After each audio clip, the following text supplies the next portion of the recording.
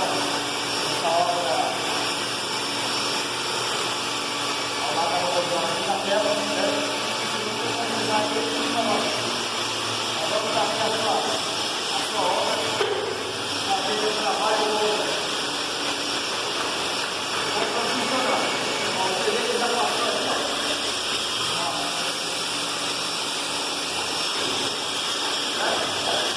Já tem uma planta.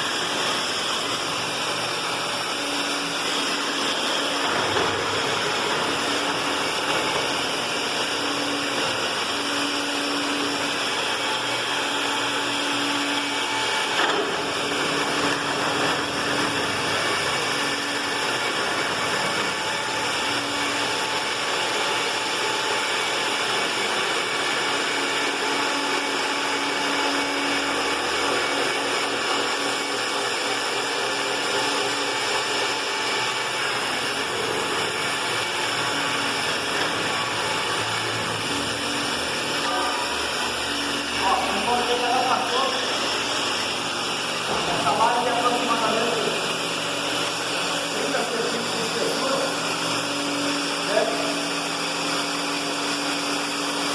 Ele é uma máquina que ele não tem de locação, entendeu? Isso é próprio de propriedade exclusiva do médico, né? Então, se você precisar aí fazer a sua construção, faltou um número lá, tinha que fazer o rompedor. O rompedor é só barulho. Esse negócio fica complicado. Se abala a estrutura, cai no meio da parede, vocês vão ver aqui, ó, já está planejada a parede. Ele precisa fazer isso com precisão.